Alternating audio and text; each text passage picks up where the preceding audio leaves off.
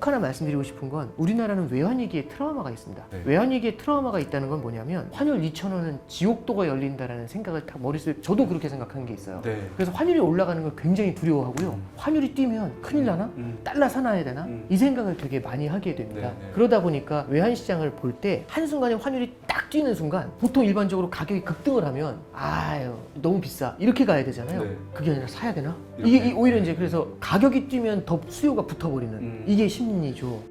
여러분 요즘 이런 말이 자주 들리죠. 주식, 부동산 뭐 다 불안하다, 믿을 수가 없다. 실제로도 시장이 그렇고요. 국내외적으로 굉장히 복잡한 경제 변수들이 막 생겨나면서 시장이 말 그대로 요동치고 있는데요. 특히나 미국의 트럼프 행정부가 들어서면서 더더욱 이런 상황이 심해지고 있습니다. 그런데요, 이런 불확실한 상황 속에서도 부자들은 특히나 이 세 가지 자산에 주목한다고 하는데요. 이 세 가지를 제대로 알고 활용하면 위기 속에서도 기회를 잡을 수가 있습니다. 그래서 오늘은요, 드디어 대한민국 최고 거시경제 전문가이자 금융경제의 1타 강사로 불리십니다. 환율의 대전환, 이 책의 저자 신한 프리미어 패스파인더 오건영 단장님 모셨습니다. 어서 오세요, 단장님. 안녕하세요. 예. 네, 방금 말씀 이제 소개해 주셨던 오건영 단장입니다. 지금 신한은행에서 이제 근무를 하고 있고요. 저도 요즘도 계속 이 거시경제나 환율이나 금리를 보면서 참 시장의 움직임이라는 게 시장 앞에 다시 한번 겸손해져야 되겠구나 이런 생각 많이 하고 있습니다. 제가 좀 갖고 있는 지식 보잘것없게나마 좀 이렇게 도움이 되실 수 있는 말씀 드릴 수 있도록 노력하겠습니다. 대략 알고 있는 거는 단장님께서도 지금은 정말 이 분야에 우리나라 최고 전문가시지만 처음 시작할 때 아무도 주목하지 않는 어떤 블로그에다가 처음 그냥 이 글이 맞든 틀리든 뭐 퀄리티가 얼마나 높든 간에 거시경제에 관해서 단장님만의 생각을 그냥 이렇게 적고 거기서부터 시작이 되셨잖아요. 네, 지금까지. 그렇습니다. 네네. 예, 그 얘기를 간단하게 한번 해주실 수 있으세요? 예. 저는 요즘은 이제 그 말이 유행을 하더라고요. 루틴이라는 말이 요즘 유행을 하잖아요. 네.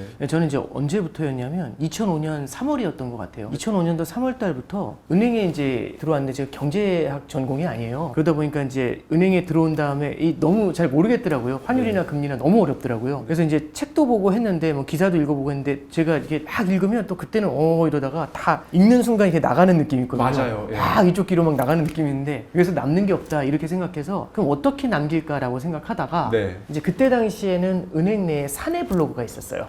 그래서 2005년도에 사내 블로그에 그때부터 이제 글을 썼는데 어떤 기사를 본 다음에 기사를 보면 머리에 한번 남지 않습니까? 근데 네. 나가기 전에 얘를 갖다가 어떤 생각으로 읽었냐면 글을 써야겠다라는 생각. 이걸 정리해서 저만의 언어로 그렇게 읽으려고 하니까 시간도 되게 오래 걸리는데 대신에 나가려고 할 때 요 놈은 잡고 요 놈은 잡아놓고 요 놈은 잡아놓고 이렇게 되더라고요. 그래서 이게 잡아놓은 놈들 몇 개 모아가지고 딱 글을 썼어요. 그래서 네. 첫 번째 그 블로그에 썼던 글을 갖다가 제가 한 몇 달 전에 한번 다시 봤거든요. 네. 20년이 지나서 이제 2025년이니까 20년이 됐잖아요. 그러니까 그때 글 보면 되게 조약하고 네. 어떻게 이런 글을 썼지 이러는데 그게 시작이었던 것 같아요. 네. 그때부터 일주일에 4번씩 썼거든요. 와. 글을.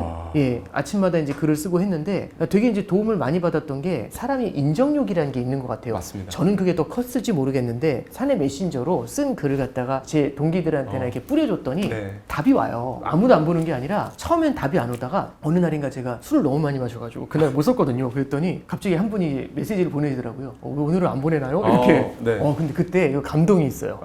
읽는 읽는 사람이 있구나. 네. 그래가지고 너무 좋아가지고 신나서 썼죠. 이제 그렇게 해서 그걸 한 10년 정도 이어가니까 2012년에 제가 이제 미국 유학 갈 때였는데 네. 그때쯤 되니까 사내 블로그에 읽는 분이 3,000명 정도가 됐어요. 와. 많이 늘었죠. 그리고 이제 미국으로 넘어갈 때는 이 사내 블로그가 인터넷이다 보니까 네. 운영을 할 수가 없어요. 그래서 네. 그때부터는 제가 이제 진행했던 게 페이스북이랑 네이버 카페가 있더라고요. 네. 그래서 그걸 열어가지고 거기다가 글을 쓰기 시작하고 지금까지 이어온 겁니다. 그렇게 시작이 되셨군요. 네, 근데 저는 그 생각이 들어요. 결국에는요, 똑같은 걸 보더라도 어떤 의도를 갖고 보는지가 첫 번째고, 네. 두 번째는 계속 되새겨야 되는데, 읽은 걸 글로 쓰고, 글로 쓴 걸 이렇게 이런 자리에서 이렇게 불러주시면 와서 말로 하고, 그리고 세미나 같은 데서 강연도 하고, 대화도 나누고 이러면 그 지식이 계속 이게 여러 차례 되새겨지잖아요. 네. 되새겨지고 마지막에는 제가 드렸던 말씀하고 시장의 실제 움직임하고 평가를 해봐요.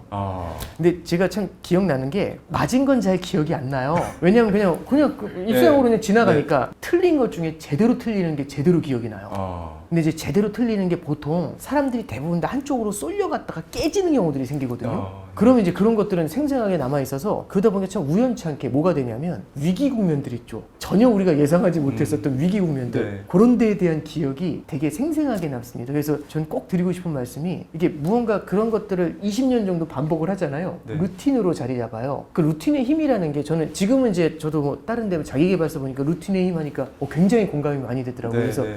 그런 걸 꼭 한번 같이 가보시면은 물론 뭐 거시경제 최고 뭐 이런 건 아니지만 책도 좀 이렇게 생각해 볼 수 있고 뉴스를 보면은 저만의 관점에서 좀 이해도 해볼 수 있고 이제 그런 레벨업 그렇죠, 이런 그렇죠. 것들이 좀 가능하지 않나 그런 생각이 듭니다. 환율에 대전한 이 책에서 크게 다루고 있는 것이 달러, 엔, 금 이 세 가지입니다. 정말 잘 알지만 잘 모르는 세 가지죠. 우리가 생각하기에 거시경제는 행동경제학이라는 파트도 있고 네네 그렇죠. 예, 경제학이 우리는 철저하게 이성적인 판단과 네네. 분석과 데이터로 인해서 결정이 이루어지는 것 같고 시장이 그렇게 가는 것 같지만 사실은 이 심리라는 영역이 굉장히 인간에게는 작용을 하기 때문에 네네. 그래서 이게 더 예측하기가 어렵고 맞습니다. 예, 그 부분이 분명히 있을 것 같아요. 그래서 달러, 엔, 금 이런 부분에 대한 이해를 하고 투자를 하는 데 있어서도 이 인간의 심리의 영역일 텐데 이 부분 단장님께서는 어떻게 보시나요? 이게 저도 굉장히 공감하는 게 네. 결국에는요 투자라는 것도 사람이 하는 거잖아요. 네. 사람은 결국에는 심리라는 게 인간이라는 심연이라는 게 분명히 존재한다고 생각을 해요. 이제 가끔 이제 그런 생각이 좀 들어요. 이제 과거의 역사들을 보면은 버블의 역사 이런 책들이 있거든요. 네. 그런 거 읽다 보면 뭐 네덜란드의 튤립 투기, 네덜란드의 튤립이 그때 16세기인데 튤립 구근 하나가 뿌리 하나가 집 한 채 가격이었대요. 그걸 보면서 이제 우리는 어떤 생각을 할까? 일단 저도 어렸을 땐 그 생각을 했어요.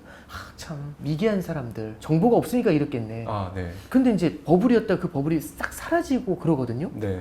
그럼 이제 우리는 이걸 이제 뭘로 해석을 해야 될까라고 보면은 저는 그런 것 같아요. 이 정보의 문제도 있지만 결국에는요 그때보다 지금 정보는 되게 많아도 지금도 버블의 형성과 붕괴라는 게 계속 이어지지 않습니까? 저는 그 생각이 들어요. 그러니까 결국에 근저에는요 뭐가 있는 거냐면은 정보라든지 사회 구조라든지 시장이라든지 팬시한 아이템이나 이런 것들 여러 가지 있겠지만 기저에는 사람이 존재하고요.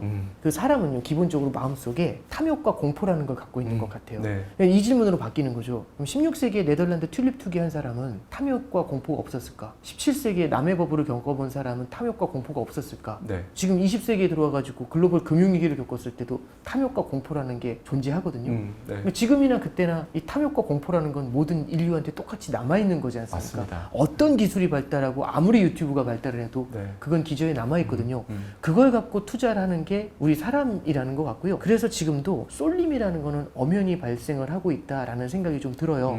근데 다만 그 속도가 더 빨라진다는 거죠. 이 심리라는 게 붙으면서 예를 들어 볼게요. 내년 12월에 재건축을 발표하는 아파트가 있다고 해보죠. 네, 네. 올해 12월이라고 한다고 네. 해보죠. 그러면 이제 지금이 3월이니까 네. 9개월 후에 발표를 합니다. 네. 근데 재건축을 발표를 하면은 집값이 많이 오른대요. 네. 그러면 이제 문제는 재건축을 발표하면 집값이 오르니까 이거 사야겠다. 네. 근데 네. 여기서 문제가 뭐냐면 그럼 언제 사면 좋을까? 이 생각이 딱 들거든요. 그럼 언제 사면 좋을지 고민을 하는데 유튜브가 등장한 겁니다. 유튜버. 네. 제가 예를 들어 부동산 유튜버라고 네. 해볼게요. 네. 유명 부동산 유튜버. 근데 이제 딱 등장해가지고 제가 그러는 거죠. 딱 이게 등장해가지고 유명 부동산 유튜버인데 예전에 보니까 재건축 발표하기 전에 3개월 전에 사시면 떼돈 법니다. 이렇게 얘기하고 사라져요. 그랬더니 조회수가 3천만 회가 찍힌 겁니다. 난리가 났어요. 네. 뭐 사랑합니다, 감사합니다, 뭐 난리가 났습니다.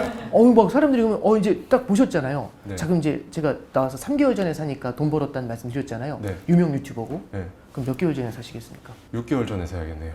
그 말씀을 듣는 순간 저는 지금 달려가야 되니까. 그렇군요. 그러니까 이제 말씀드리고 싶은 건요. 다 지금 달려고 막 이랬는데 제가 이제 그 유튜버가 말한 것처럼 3개월 전에 가요. 그럼 이미 다 올라 있겠죠. 네, 네. 그래서 이제 화가 난 거죠. 아니 그 유튜버 분명히 네. 3개월 전이라고 했는데 이게 뭐 하는 거냐. 네. 이제 어떻게 보면 이런 느낌이 좀 있어요. 작년 추석 때 서해안 고속도로에 귀경길에 차들 올라오다가 좁은 농로 2km짜리 논길이 있어요. 네. 거기에 차들이 다 들어가가지고 2km 지나가는데 5시간 걸렸답니다. 허허. 이게 왜 그랬냐면 예. 내비게이션이 그쪽으로 가라고 안내를 했대요. 아. 그게 아마 지름길이니까 안내했겠죠. 아. 근데 문제는 뭐냐면 모두가 그 지름길인 줄 알고 모두가 가니까 그 논길이 그걸 감당할 수 있는 캐파가 안 된 거예요. 네. 근데 이게 무슨 말씀이냐면 정보가 너무 많아지잖아요. 음. 저만 알고 있는 정보면 꿀팁이거든요. 맞아요. 그러니까 예를 들어서 네. 제가 저희 이제 딱 작가님이 와가지고 이번에 12월에 발표한다. 네. 혼자 딱 얘기해드리면 이거 꿀팁이지 않습니까? 그렇죠. 네. 3개월 전에만 사시면 됩니다. 이러면 되는데 그게 아니라 이게 그냥 3천만 명이 보면 그러면 좁은 문이 돼버리잖아요. 그렇네요. 예. 이 심리라는 게 유튜브라든지 이런 매체와 정보와 만나잖아요. 그럼 옛날에 비해서 훨씬 빨라지는 겁니다.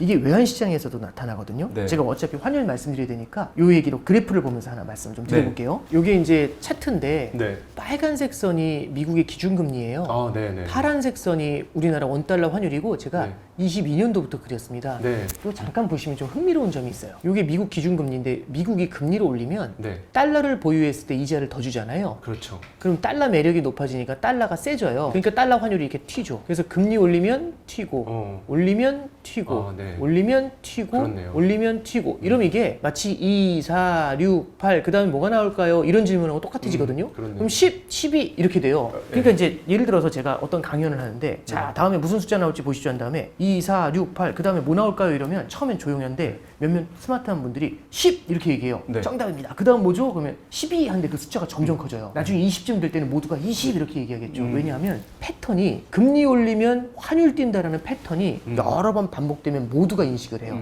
자 그럼 어떤 일이 벌어지냐면 처음에는요 이렇게 금리를 올릴 때 원달러 환율이 22년도 1월 달부터 8월 달까지 딱 8개월 동안의 환율이요 1200원에서 1300원까지 올랐어요.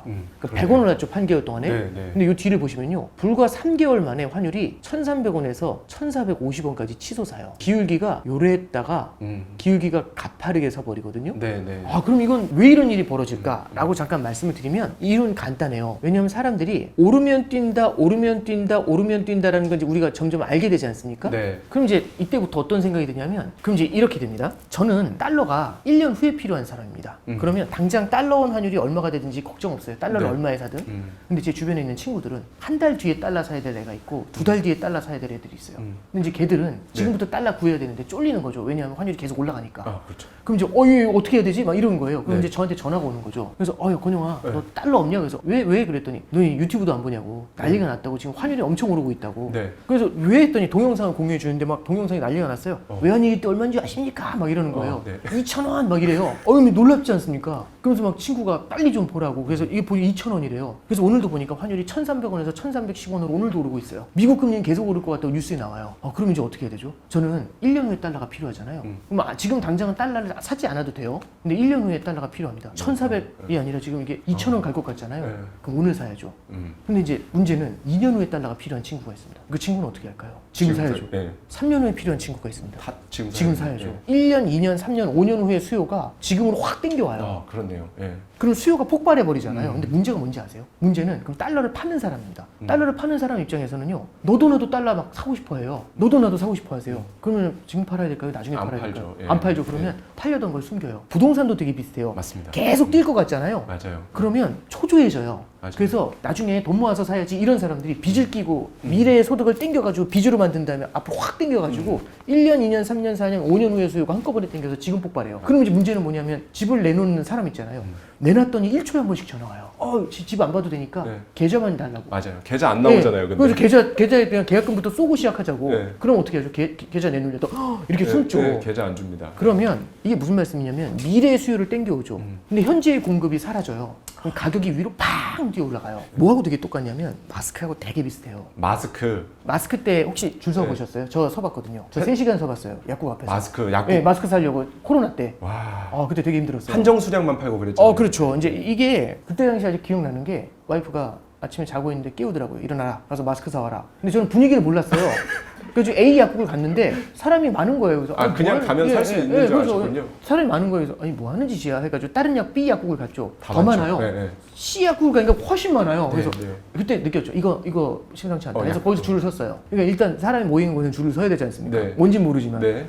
줄을 섰는데 1시간인가 2시간인가 기다렸더니 네. 이 저기 봉고차 같은 게 하나 오더니 야 마스크 왔다 이러더라고요.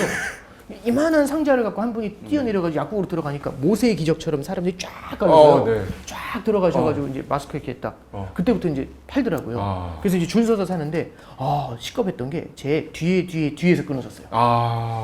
이제 마스크 2개 사는데 그렇게 긴장된 날이 없었던 것 같아요. 3시간 이게 두 개를 샀는데 이게 딱 나왔는데 이게 너무 소중하잖아요. 네. 그래서 이렇게 갖고 나왔는데 50명, 60명 되는 분들이 되게 불쌍한 눈으로 이 마스크를 쳐다보시는 거예요. 그때 뭘 느꼈냐면 이러다 두드려 맞고 뺏기겠다. 그래서 이렇게 집어넣고 그때는 그날이 추웠거든요. 막 네. 코트 이렇게 감싼 다음에 가져갔었던 기억이 나요. 자 그럼 볼게요. 저희 집에 마스크가 40개가 있었어요. 네. 너 저기 사재기냐? 사재기가 아니죠. 네. 저보다 많은 사람 많았겠죠. 그렇죠. 근데 40개가 있어도 왜 두 개 사려고 줄을 섰냐면 3시간을 오늘 아니면 마스크를 못 구할 것 같았어요. 그때 그 현장에 3시간 줄 서 있을 때 분위기 보면 살벌했거든요. 네. 빨리 이거 마스크 오늘 아니면 못 산다는 생각이 들어요. 그러면 어떻게든 아무리 50개, 60개, 100개, 200개 갖고 있는 사람도요. 지금 아니면 구할 수 없으면 2개 사려고 줄 서요. 그러면은 미래의 수요가 땡겨오는 거죠. 그렇죠. 자, 그럼 우리가 마스크 업자라고 해볼게요, 제가. 지금 팔아야 됩니까? 나중에 팔아야 됩니까? 나중에 이거 그래서 쿠팡에서 그때 막 엄청 가격이 뛰었거든요. 6,000원, 7,000원 이렇게 뛰었었어요. 네, 기억. 이제 이 말씀 드린 이유가 그러면 미래의 수요를 땡겨온 상태에서 공급이 숨어버리니까 가격이 뛰죠. 그러면 가격이 가파르게 뛰어요. 이거 해결한 적이 있어요. 어떻게 이거 해결했냐면 저 줄 딱 일주일만 서봤거든요. 그 다음엔 줄을 안 섰어요. 왜 그랬냐면 마스크 오브제가 있어요. 마스크 오브제라 했는데 저도 마스크 오브제라는 단어는 몰랐지만 뭘 알고 있었냐면 등본을 가져가면 거기 등본에 나와 있는 가족 1인당 2개씩 준다고 했어요. 마스크를. 네. 그래서 제가 등본에 4명이 있으니까 가족이 네. 가져가니까 일주일에 8개를 주더라고요. 그러니까 40개가 있잖아요, 집에. 네. 근데 8개를 받으니까 굳이 줄 설 이유가 없더라고요. 매주금 8개씩은 받네? 이 생각이 드니까. 네, 네. 뭐 최악의 경우 이틀에 한 번씩 쓰면 되잖아요. 네. 그래서 더 줄 쓸 이유가 없더라고요. 그렇네요. 자, 그러면 40개가 줄을 안 서요? 그럼 제가 굳이 개몽은 안 해드려도 50개, 60개 알아서 줄 안 쓰시겠죠? 그렇죠. 30개, 20개도 안 서요. 그럼 10개 언더가 줄 서거든요. 모자라니까 8개 받으려고. 근데 10개 언더면 사람이 많지 않잖아요. 그냥 약국에 들어가는 겁니다. 그랬더니 저 같은 미래 수요가 다 도망가요. 아이 주네 하면서 다 도망가요. 그러면 이제 현재 공급 숨겨놨었던 사람은 어떻게 되죠? 미래 수요가 도망가니까 깜짝 놀래고 막 쏟아내야죠. 네. 그럼 마스크 가격이 확 내려가죠. 그래서 잠깐 다시 차트 볼게요. 네. 여기 보시면 기울기가 가파르게 뛰었죠. 기울기가 가파르게 네, 뛰었죠. 네, 네. 떨어질 때는요. 와, 내리박아 버립니다. 이렇게. 이게 달러가 도저히 공급이 안 될 거라는 생각이 들었다가 요 위쪽에서요. 미국에서 금리 인상을 멈출 것 같아요라는 소문.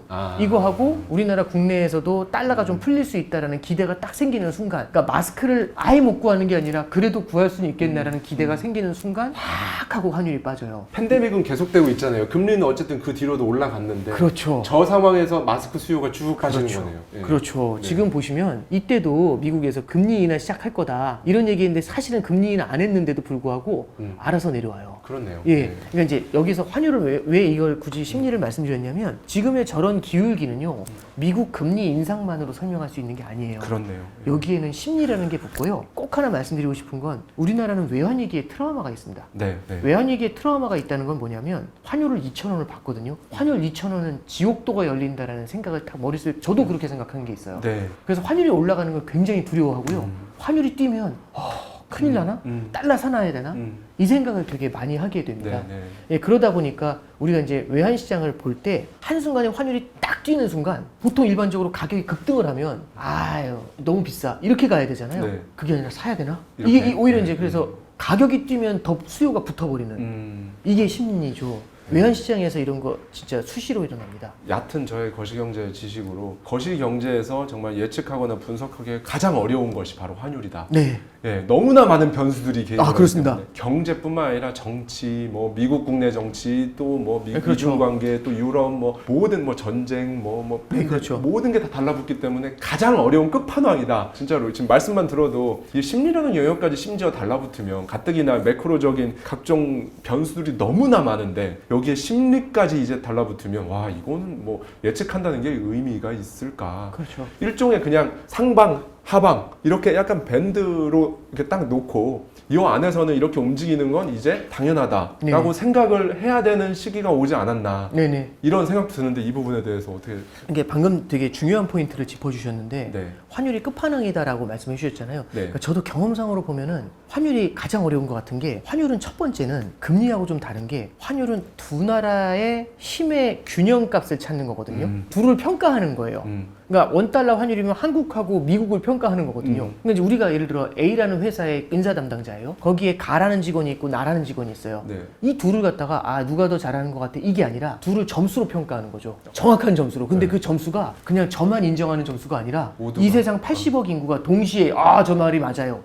시장에서 그 점수를 인정해 줘야 되거든요. 그걸 찾는 게 쉬울까? 어렵거든요. 왜냐면 한국도 잘 모르겠는데 미국까지 알아야 되고 둘을 갖다가 레벨로 비교해야 되잖아요. 그래서 어려운 게 1번. 그리고 이제 두 번째는 이게 환율이 좀 더 어려운 게 이런 게 좀 있어요. 주가 조작국은 없어요, 이 세상에. 그렇죠. 금리 조작국도 이 세상에 없거든요. 없죠. 근데 환율 조작국은 있어요. 그렇네요, 진짜. 그러고 네네. 보니까. 왜 그러냐면 네. 환율은 분배를 말합니다. 분배라는 건 뭐냐면은 지금처럼 먹고 살기 힘들 때 국가 단위도 똑같아요. 내 나라 통화 가치를 낮춰서 수출로 먹고 살고 싶어져요. 그래서 어떻게 해서든지 내 나라 통화 가치를 더 낮추고 싶어 하거든요. 한국 통화가 약해지잖아요, 원화가. 그럼 상대편이 수출하기 힘들어져요. 그래서 저한테 유리해지는 순간 제로섬이죠. 상대편이 불리해져요. 그럼 화가 나잖아요. 그래서 너 환율 갖고 장난치지 마.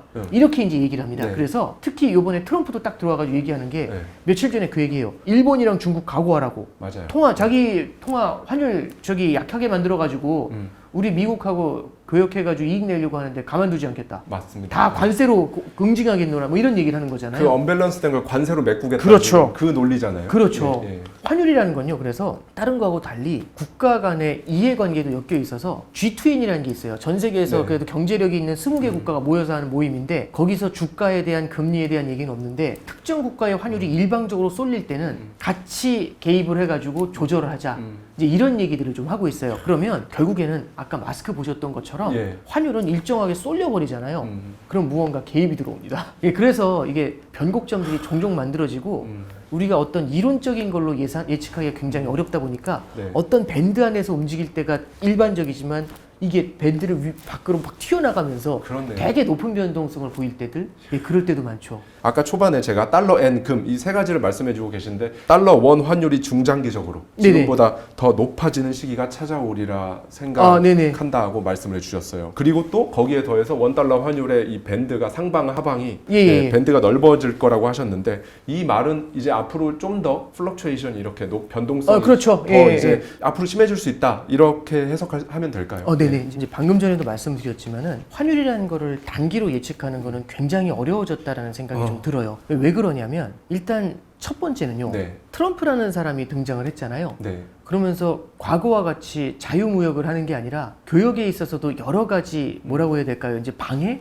개입 이런 걸 하고 싶은 거예요. 네. 그러니까 예를 들어서 얼마 전에 이제 트럼프가 보편 관세를 얘기했거든요. 네. 보편 관세는 미국이 여태까지 손해 봤으니까 나한테 잘못한 거 많으니까 그걸 보편 관세라는 걸로 해결하겠다라고 해서 동맹국, 우방국 가리지 않고 뭐 20% 관세 이렇게 때립니다. 거기에 산업별로 알루미늄, 철강, 자동차 이런 데는 산업별로 또 관세를 때리겠대요. 그럼 이제 예를 들어서 캐나다의 철강 있잖아요. 네. 그럼 보편 관세 25% 맞고 철강이 있잖아요. 그래서 25% 더 맞아요. 그럼 50% 맞아요. 근데 거기에 또 있어요. 뭐가 있냐면 상호 관세라는 걸 얘기해요. 이 상호 관세라는 건 뭐냐면 미국이 너희 걸 수입할 때는 2%밖에 안 받는데 너희는 미국 거 수입할 때 10%나 받잖아. 그래서 우리가 불공정하니까 우리도 10% 받겠어. 이게 상호 관세거든요. 네. 그럼 받으면 되지. 클리어 하잖아요. 근데 네. 거기에 뭐가 있냐면 상호 관세를 할 때 저쪽이 얼마나 관세 장벽을 쳐놨는지 이것도 봐야 되지만 함께 봐야 되는 것 중에 비관세 장벽이라는 게 있대요. 그래서 비관세 장벽? 그래서 뭐가 있나 했더니 이게 굉장히 포괄적인데 예를 들어 이런 것도 있어요. 네. 규제를 해서 수입을 못하게 하는 거. 내지는 보조금 주는 거. 그럼 관세는 아니지만 어쨌든 보조금 줘가지고 싸게 수출을 하게 되면 우리 경쟁력이 떨어지는 거잖아요. 네네. 그리고 이제 세 번째는 뭐가 있냐면 환율 갖고 장난치는 거. 환율을 인위적으로 약하게 만들어가지고 싸게 물건 팔게 하잖아요. 그러면 10%만큼 환율을 싸게 만들어가지고 수출을 유리하게 만들었다. 그래서 우리 미국이 수출하는데 어렵게 만들었다. 그러면 너희들은 10%만큼 사실 조작을 한 거니까 관세 10% 이렇게 때려버리는 거. 네. 그럼 아까 전에 그 관세 차이만큼 때리는 거에다가 환율 갖고 때려버리죠. 그러니까 이제 말씀드리고 싶은 건 이렇게 무언가 예측할 수 없는 상호관세 같은 것들까지 같이 들어와요. 미국 입장에서는 지금 무역 적자가 심하거든요. 네. 이 미국은 이 사고방식이 조금 달라요. 일반 국가랑. 뭐냐면 적자가 많이 나잖아요. 우리는 이제 집에 적자가 늘어나면 너무 많이 쓰나? 그럼 좀 아껴 써야지. 보통 네, 이런 네. 마인드가 크잖아요. 이게 정상적이잖아요. 거기는 기축통화국이니까 이제 그렇죠. 사고방식 자체가 다르고 사고방식이 다르죠. 어떻게 하냐면 누가 우리한테 이렇게 많이 팔았냐. 우리는 이렇게 위대한 나라인데 우리가 이런 무역 적자를 겪을 수밖에 없다는 건 다른 나라가 우리한테 뭔가 잘못된 불공정한 행위를 하기 때문이다. 이렇게 가요. 누가 많이 팔았어? 나와봐. 그래서 1등부터 줄 세워요. 그 다음에 관세 이렇게 때리는 거죠. 그러니까 이제 결국에는 자국의 무역 적자를 줄이려면 핵심은 그겁니다. 내 나라가 수출을 많이 해줘야 돼요. 그러려면 미국 달러화가 너무 강하면 안 돼요. 그렇죠. 어느 정도 약해져야지 수출을 할 수가 있지 않습니까? 네. 그래야 미국 제품이 싸져야지 수출을 할 수 있고 미국 제품이 싸져야 다른 나라 물건을 수입을 안 하겠죠. 네. 이래야 무역 적자를 되감을 수가 있어요. 그래서 너무 강한 달러를 되감으려는 노력들을 좀 하려고 해요. 그러면은 트럼프 입장에서는 달러를 갖다가 그렇게 흔들어대면서 달러를 갖다가 아래로 끌어내리고 싶잖아요. 네. 근데 문제는 달러라는 게 또 특성이 그 환율이라는 게 각 국의 힘을 반영해요. 그럼 무슨 말씀이냐면 관세를 때려서 상대편의 부를 갖다가 미국으로 가져오죠. 그럼 미국의 성장세가 강해지지 않습니까? 네. 미국이 더 강해진다고 하면 달러가 또 세져요. 아, 그럼 잠깐만요. 상대편의 걸 가져오겠다고 얘기를 하면서 내 나라 통화 달러를 약세로 만들고 싶은데 상대의 부를 가져오니까 강세가 돼요. 그럼 이 두 개가 공존하잖아요. 두 개의 요인이. 그럼 두 개의 요인이 공존할 때는요. 어느 게 더 세게 부각이 되는지에 따라서 왔다 갔다 해요. 그 얘기는 뭐냐면 말씀해 주셨던 것처럼 변동성을 높이죠. 그래서 트럼프라는 사람의 등장은요. 과거보다 환율의 변동성을 훨씬 더 높이게 되고요. 뉴스 하나하나가 터질 때마다 환율이 요동을 치죠. 그래서 말씀하셨던 것처럼 환율의 변동성이 높을 것 같아요. 저는 절대적으로 공감합니다. 근데 이제 두 번째, 야 그러면 트럼프가 들어왔으니까 달러가 계속 세지는 거야, 약해지는 거야? 모르죠. 왜냐하면 트럼프는 달러의 약세를 원한다고 말씀드렸잖아요. 근데 트럼프가 달러의 약세를 원해서 전 세계의 부를 가져올 때마다 미국으로 달러가 강세 압력을 받아요. 그렇기 때문에 단기로는 그런 거 예측하는 거는 저는 넌센스라고 생각을 합니다. 그렇네요. 예. 그래서 그게 중요한 게 아니고 저는 이제 환율의 대전환이라는 말씀 드렸잖아요. 굳이 이제 대라는 말을 붙였던 이유가 조금 큰 관점에서 바라보자라는 생각이 들어서 그래요. 이게 왜 어떤 말씀이냐면